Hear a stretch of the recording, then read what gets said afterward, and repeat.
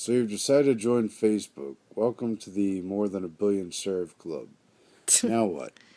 Well, I haven't had a Facebook for several years now. I got out of Facebook a long time ago, actually, when they started asking people to facially recognize their friends, and I got sufficiently creeped by that. And it was right before they started putting in those timelines that go back to when you were born, which creeped me out. But apparently, over 100 million people, it says, have this Facebook app for their smartphone. And I recently, because of our radio show and our website, I decided maybe I would go ahead and get Facebook on my phone so that I can, you know, tweet out updates while we're out if we see something or news or whatever. But I go to install it though. It brings up this list of permissions that I have to give Facebook to enable to put this on my phone. And some of these are a bit disconcerting, and I wanted to share it with you. Some of these are, obviously storage, it's going to have to store on your phone. Some of these are no big deal. But then it starts getting kind of creepy, like system tools. This allows an application to prevent the phone from going to sleep. So Facebook can make it so my phone does not go into sleep mode. And your location. Facebook gets to know where I am, not only my course location based on cellular network database, but also my GPS global positioning system location. It says malicious applications can use this to determine where you are. So that's great. Of course, that's typical Facebook's of many gonna know. apps, but It's still true. creepy. But wait, there's more. We're not there yet. Okay. Hardware controls. Check this out. So it can allow the application to access the audio record path. Okay, I guess that's reasonable.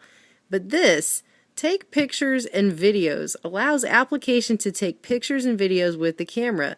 This allows the application at any time to collect images the camera is seeing. Now notice it said what the camera is seeing, not what you took a picture of and stored on your camera. That's what I'm But saying. what the actual eye of the camera saw. Yeah, at any time.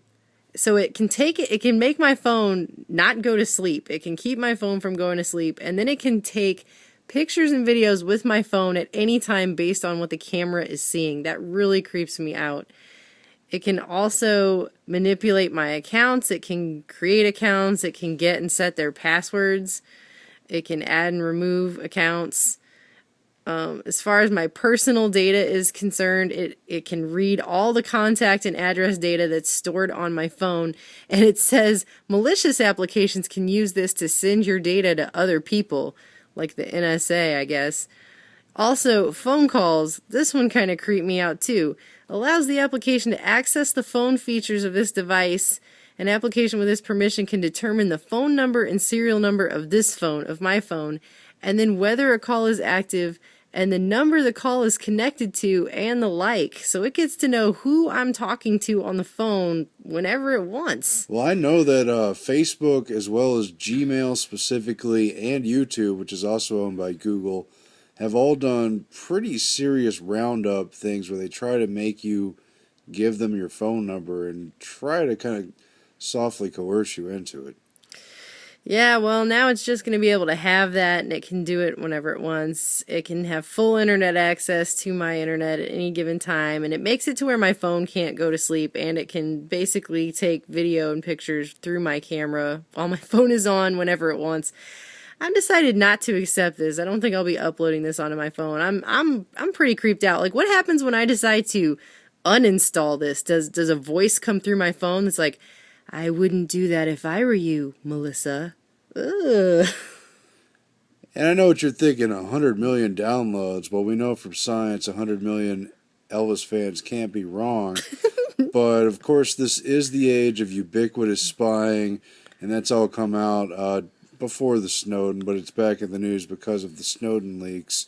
And this is particularly the age of big data, and the NSA is running that through all their hubs. Their private contractors are collecting the data.